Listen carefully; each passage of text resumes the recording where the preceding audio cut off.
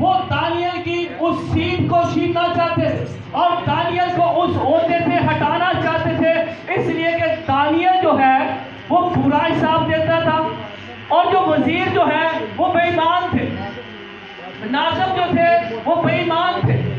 وہ چاہتے تھے کہ دانیل کو ہٹا دیا جائے اور ہم خود ہی وزیر بن جائیں، یہ حساب ہمارے پاس آ جائے، روپیہ پیسہ ہمارے پاس آ جائے، ہم ہی اس کا حساب رکھیں، ہم ہی سب کچھ کریں۔ اور وہ کیا چاہتے تھے؟ وہ دانیل کے خلاف کھڑے ہو گئے اور بہت سے لوگوں نے دانیل کے خلاف مشورہ کیا، اور جب دانیل کے خلاف مشورہ کیا تو انہوں نے ایک خسروانہ آئین مقرر کیا، اور وہ کہتے ہیں کہ بادشاہ کے پاس جاتے ہیں اور بادشاہ سے کہتے ہیں کہ بادشاہ 30 روز تک کوئی آدمی جو ہے نہ تو کسی معبود سے مانگے گا نہ کسی خدا سے مانگے گا، اور اگر کچھ مانگے گا تو وہ تجھ سے مانگے گا، وہ تیرے حضور میں جمع ہوگا۔ تو دانیل کو جب یہ معلوم ہوا کہ انہوں نے اس نوشتہ کے اوپر سائن کروا لیے ہیں، دستخط ہو چکے ہیں، تو دانیل زندہ خدا کی عبادت کرنے والا، زندہ خدا کی پرستش کرنے والا اور اپنے خدا کا ڈر جو ہے اپنے دل میں رکھنے والا ہے، اور اس نے کہا کہ میں اس آئین کو نہیں مانتا۔ اگر میں مانگوں گا تو میں اپنے خدا سے مانگوں گا، اگر میں جھکوں گا تو اپنے خدا کے حضور میں جھکوں گا۔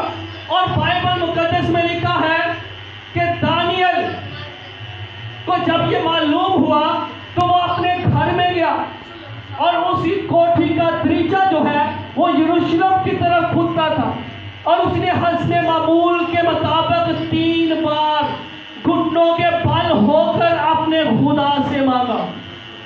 ہاللیلویا! کس سے مانگا؟ اپنے خدا سے مانگا۔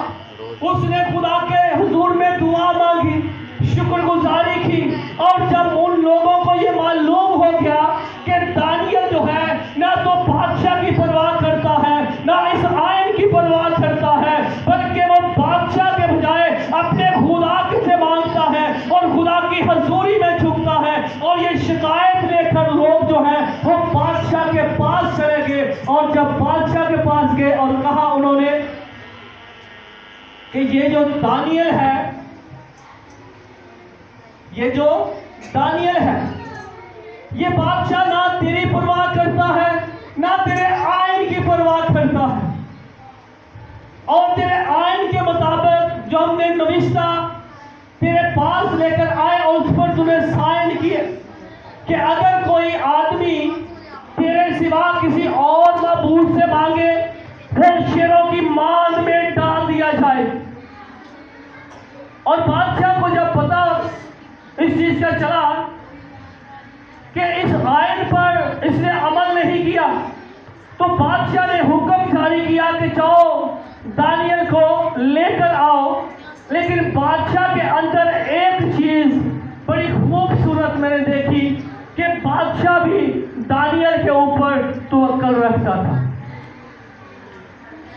بادشاہ کا دل بھی دانیل کے ساتھ جڑا ہوا تھا، اور بادشاہ صبح سے لے کر شام تک یہ کوشش کرتا رہا کہ دانیل کو چھڑائے، کسی نہ کسی طریقہ سے دانیل شیروں کی مان کے اندر نہ جائے۔ لیکن 120 ناظم اور پھر وزیر اس کے خلاف تھے، بہت سے لوگ اس کے خلاف کھڑے ہو چکے ہیں، وہ چاہتے ہیں کہ اس کی سیٹ چھینی نہیں جا سکتی۔ ایک ہی طریقہ ہے، بہتر سے کہ چھوڑ دیں بچوں کو۔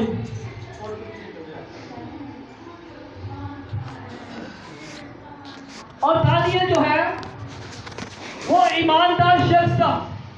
بادشاہ کوشش کرتا ہے کہ دانیل کو رہائی دلوائے۔ بہتر دیکھیں ان کو چھوڑ دیں، اگر دعا کیا تھا انہوں نے کرنا ہی کرنا ہے، انہیں شرارتیں کر دیا تو چھوڑو۔ اور دانیل جو تھا، دانیل ایک ایماندار شخص تھا اور خدا اس کے ساتھ تھا۔ بادشاہ نہیں چاہتا تھا کہ یہ شیروں کی مان جائے. لیکن ناظم چاہتے تھے کہ اسے مان میں ڈالا جائے. وزیر چاہتے تھے کہ اسے شیروں کی مان میں ڈالا جائے. جب یہ شیروں کی مان میں چلا جائے گا تو سیٹ خالی ہو جائے گی اور پھر یہ روپیہ پیسہ ہمارے پاس آ جائے گا اور پھر ہم مختار بن جائیں گے. ہمارا جو دل کرے ہم کریں گے. لیکن خدا کے کلام میں لکھا ہے دانیل کے اندر ایک فاضل روح تھی. ہاللیلویا. دانیل کے اندر ایک فاضل روح تھی اور بادشاہ مجبور ہو گیا.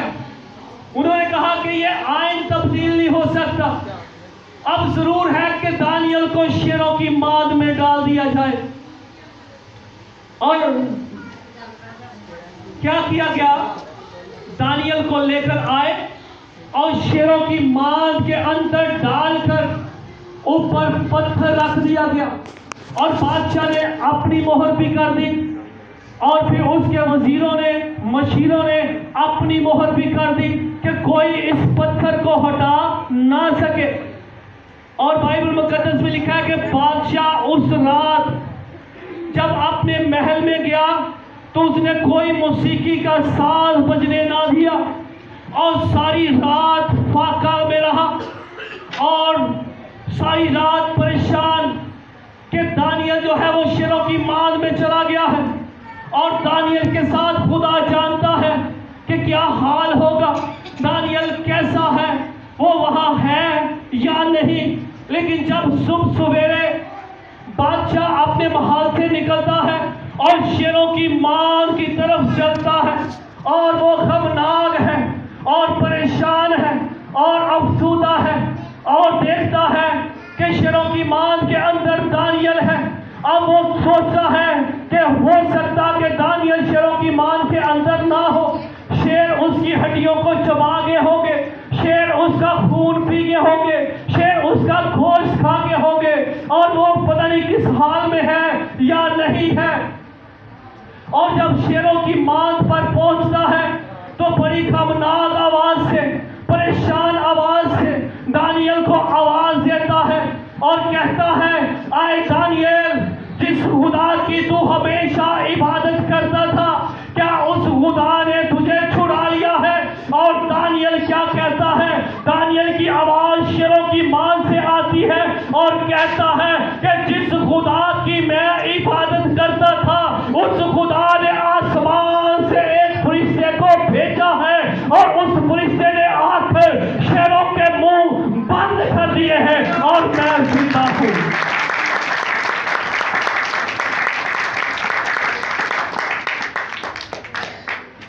اور ہم دیکھتے ہیں کہ شیروں کی مان کے اندر دانیل زندہ تھا اور بادشاہ نے اعلان کر دیا کہ اس پتھر کو ہٹا دیا جائے اور دانیل کو شیروں کی مان سے نکال لیا جائے. اور ہم دیکھتے ہیں جب دانیل کو شیروں کی مان سے نکالا اور کسی شیر نے اسے کچھ نقصان نہ پہنچایا, بلکہ شیر جو ہے وہ اس کو اس لیے نقصان نہیں پہنچا سکے اس لیے کہ اس کی ہڈیوں کے اندر خدا کا کلام تھا اور اس کی جان کے اندر, اس کے خون کے اندر خدا کا کلام تھا. اور وہ دانیل جو تھا وہ خدا کا ممسوح تھا, وہ خدا کا مسح کیا ہوا شخص تھا اور خدا اس کے ساتھ تھا. اور خدا اپنی مدد جو ہے آسمان سے بھیجتا ہے, اپنے فرشتے کو بھیجتا ہے اور فرشتہ آ کر شیروں کے منہ جو ہے بند کر دیتا ہے اور شیر جو ہے وہ مٹی کھانے پر, مٹی چھاٹنے پر مجبور ہو جاتے ہیں. اس لیے کہ شیر جانتے ہیں کہ دانیل کا خدا جو ہے وہ ہمارا خدا ہے اور جو دانیل کو خوراک دیتا ہے وہ ہمیں بھی خوراک دیتا ہے, جو دانیل کو زندہ رکھتا ہے وہ ہمیں بھی زندہ رکھتا ہے اور ہم دانیل کو نہیں کھائیں گے اس لیے کہ یہ خدا کا ممسوح ہے. ہاللیلویا. یہ کیا ہے؟ خدا کا ممسوح ہے. اس لیے کہ خداوند ہمارا مددگار ہے اور خداوند اپنی مدد جو ہے ہر وقت ہمارے لیے مہیا کرتا ہے. اور خدا بائبل مقدس میں لکھا ہے لوگ خدا کو ڈھونڈتے ہیں لیکن خدا ان کو ملتا نہیں ہے. پالوس رسول فرماتا ہے کیا تم نہیں جانتے تم خدا کا مقدس ہو, تم خدا کا گھر ہو, اور خدا کسی دور جگہ پر نہیں ہے بلکہ خدا تمہارے اندر رہتا ہے. ہاللیلویا. کہاں پر رہتا ہے؟ خدا تمہارے اندر رہتا ہے اور تمہارے اندر سے ہی وہ مدد مہیا کرتا ہے. میں اپنی آنکھیں پہاڑوں کی طرف اٹھاؤں گا, میری کمک کہاں سے ہے؟ میری کمک خداوند سے ہے. یعنی خدا ہمارا مددگار ہے اور خدا ہر وقت ہمارے ساتھ کھڑا ہوتا ہے. اور یہ دانیہ جو ہے, مجھے جب میں اس حوالے کو پڑھ رہا تھا تو مجھے معلوم ایسا ہوتا ہے جیسے یہ کوئی کیشیئر تھا, جیسے کوئی یہ خزانچی تھا اور بادشاہ سارا حساب جو ہے اس سے مانگتا تھا. اور ملک کے اندر 120 ناظم جو ہے اس کے خلاف تھے اور اس کی سیٹ کو چھیننا چاہتے تھے اور اسے ختم کرنا چاہتے تھے کہ اسے ختم کر دیتے ہیں, روپے پیسے کا سارا حساب جو ہے ہمارے پاس آ جائے گا اور پھر ہمارا جو جی کرے گا ہم کریں گے. اور دانیہ جو ہے وہ نہ تو بے ایمانی کرتا تھا نہ کسی کو بے ایمانی کرنے دیتا تھا,